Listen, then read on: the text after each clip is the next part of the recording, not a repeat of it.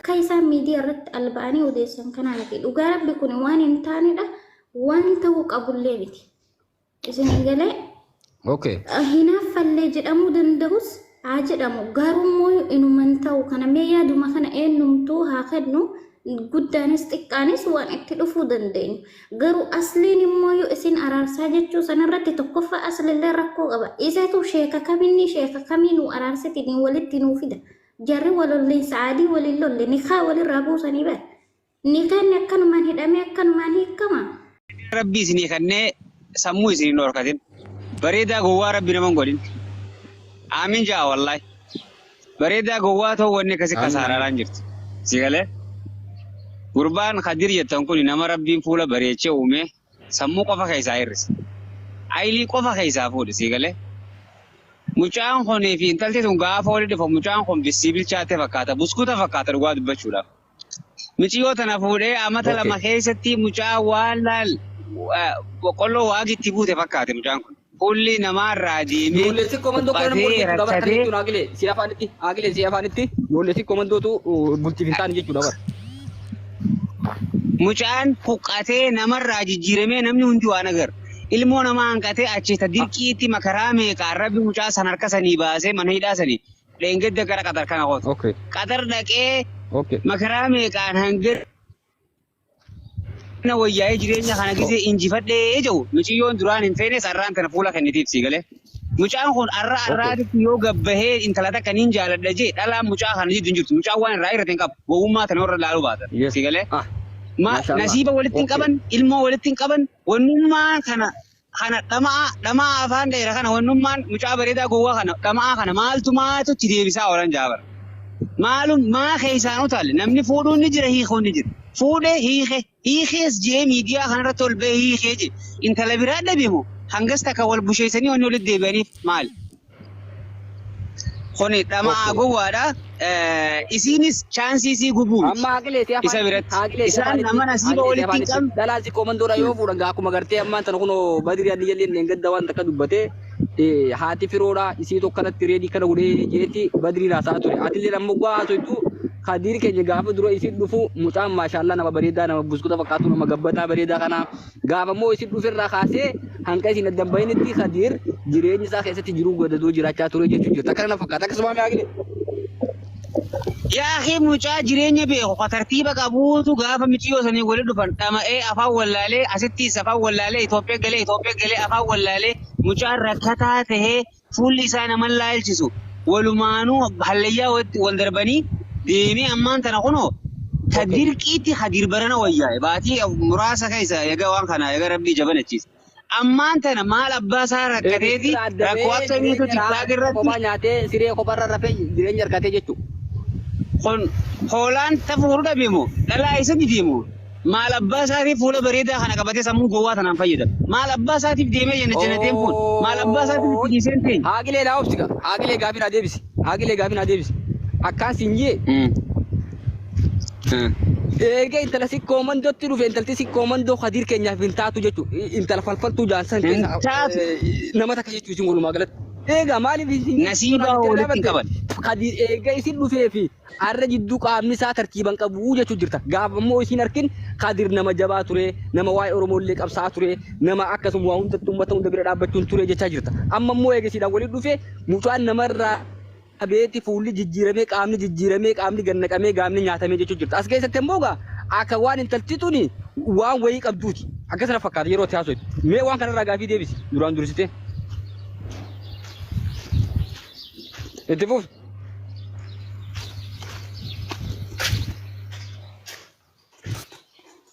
Agilee. Hai, dubbiin jajjabdu. Shabakaan qabu.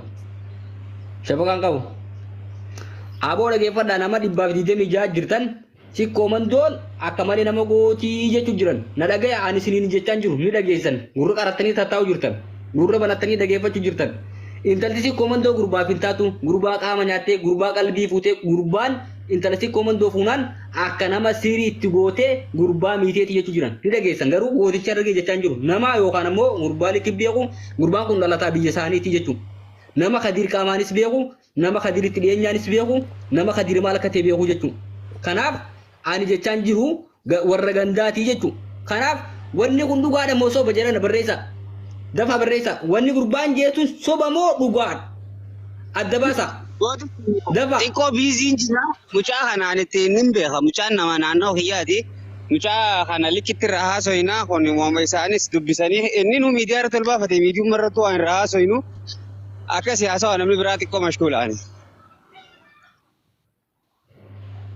Okay, ame kawwe itti fufi wanni kun hangam takka dhugaadha. Mee kawwe wanni haaqileen jiru ati yoo Khadir nama akkamii beekti nama akkamii garti amma immoo nama akkamii ture asirraa kawwe itti fufi. Dubbii jajjabduu deema kawween taa ajaa'ibaati. Nama dubbatu jira.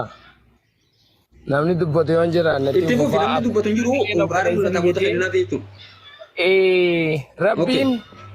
Rabbiin boo uumama keessan bareechee keessan duwwaa eeyilii malee isin numin wallahi wanni haaqileen jiru sun dhugaadha. Dhibbaan dhibbatti jechuudha. Okay. Maaliif jennaan namni tokko yoo gubbaa bareedee keessan qabaannee nama waan jaabuun qabu ani haasa'uma sarraa ugizeniin laalu ikkishoo michaan wallaalummaadha qabaa ijoollummallee waan qabu. Okay. Nama barnoota illee dhabee waa barnootaaf eeyiliin silaa walitti hin deemanii akkasitti iccitii garaa isaatis waan qabatu hin qabu rakkoo guddaa qabanni. Amma intalteet duriyyee amma kawwe wanni haaqil jedhe gurbaan kuni gaafa isittiin dhufin dura nama jabaa ture gaafa isittiin dhufin dura nama gaarii ture gaafa isittiin dhufin dura nama bareedaa ture je gaafa isiidhaan walitti dhuferraa kaasee ilaa hanga dambayitti tartiiba namarraa bahee qaamni isaa gadi deemee fuulli isaa garagalee sanyii namarraa bahee akka malee ta'ee jechaa jira. Kanaaf wanni kun dhugaadha moo soba jettaati? Wanni kun bari ani kana sobaachaa hin jiru kuni dhibbaan dhibba dhugaadha bar kana bira kuteetiin numaa jireenyi isaanii duuba eega akkas ta'e wannummaan naafiidhaaf Khadir walitti deebisuudhaaf kan fidee duuba wannummaan Khadiri fi naafi walitti adeeman jechaa jiru sun maali sababiin isaa hin jiru jechuudha. Kanaaf intalti si koomandoodha ummata namaaf hin taane jechuudha laasi koomandoodha nama tokko tokko yoo taate malee nama rabbiin namaa hidhe malee. Koomandoodha akkuma ijoollee isaanii asuu jirtutanii jechuudha. Laali gooti bagaan birraa malee dura arsii malee furuun arsii sinniseetiin jira Khadiri binaaf birraa kabaja sinniseetiin jira yoo naa dandamte jimmaan barbaadadhaa jechuudha. Oromoo nama dhibbaa kanarra na dhagaa ani Oromoo si koomandoo dhiiseetiin jira niin jaaladhammoo niin kabajaas garuu hin fuudhu yoo dhugumatti Khadir kana ta'e anfaan duraanuu qollaadhaan hin lixaa jechuudha. Na keessaa morman na keessaa ba'a jechuudha. Kanaaf ayyoo danda'amee harargeetii hin fuudhin ijoollee gartee Jimma abbaa jibba. Yookaan ammoo ijoollee waliin kabaalachuu qabaa jechuudha. Gooticha dhageeffadhu amma abbaa manaa addatius laalli maqaa guddaadha qabda ati gooticha harargeetii ati ilma harargeetiis maqaa guddaa qabda amma ilmaas komandoo obboleeyyan keenya ijoolleen arsiitii uummata gaggaariidhaa jaalala beekan bashannana beekan gaarummaas ni qaban maaliif jennaan nuti uummata arsiidhaan jennu isaanis yoo gama keenya wanni takka taate uummata harargeedhaan jenni.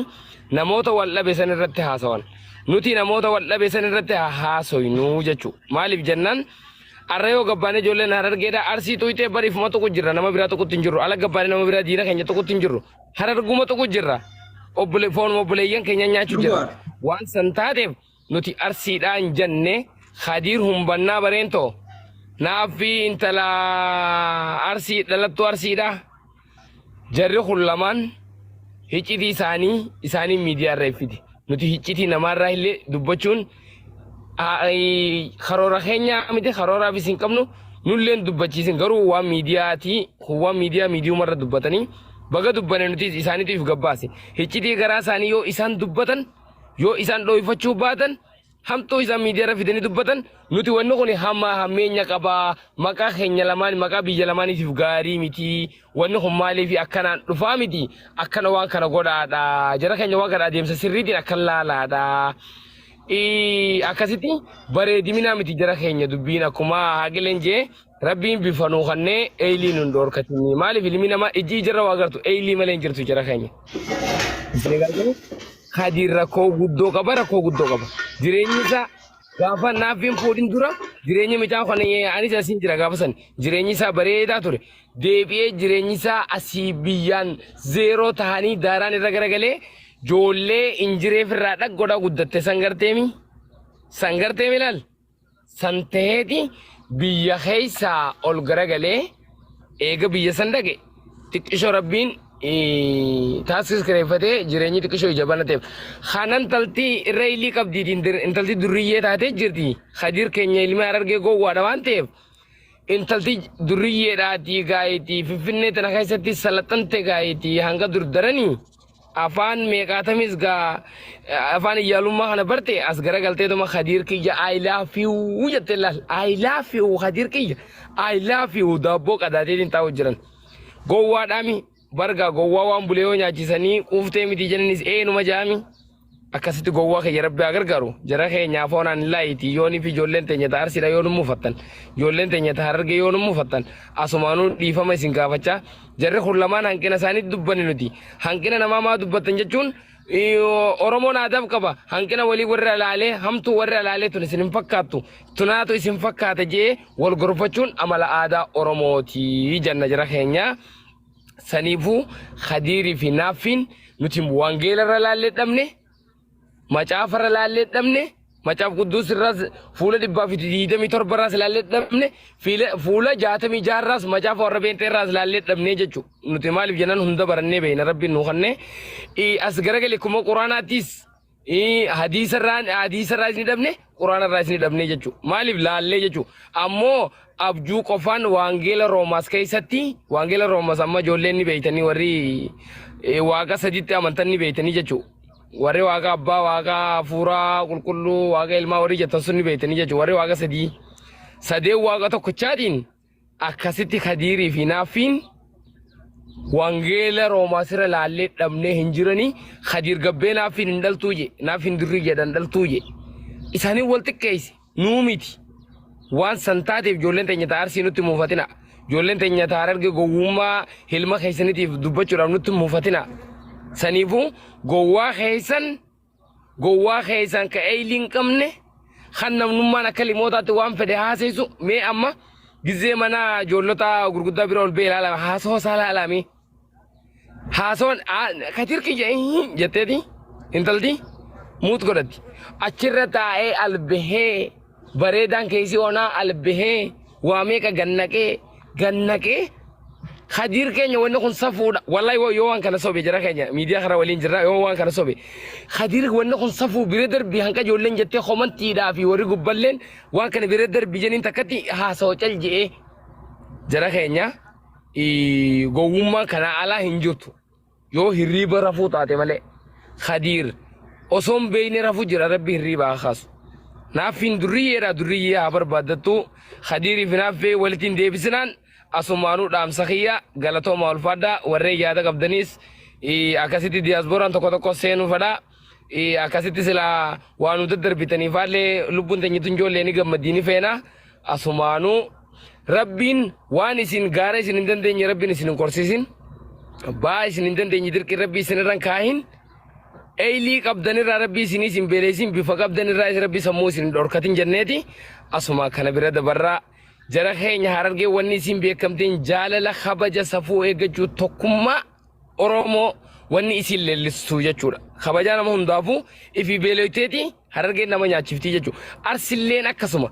ifi saabunaan laal akka dhiqatteeti kan jiidhatti hin dibanne kan baasan saabunaan irra dhiitee akkasi jiidha laal akkasi dhadhaa matarra keessee marqaa deemaa fi dhadhaadhaan nyaachiftee akkasitti laal qamisa xurii hin qabne akkatti afaan irraa akkatti hayitee garteemi akkasitti karaan Harargee kana asiin gabbu'ii jettee makiinarra keessee waan oliin qabaannellee Harargeen akkasi arsiinis akkasi jarri obboleeyyanii gara walii bal'ata saniifuu gowwaan keenya lamaan laal gowwaan keenya lamaan warri gabbee atin udduu wallaalee atin dhaltu jireenya bal'aa fi bareedaa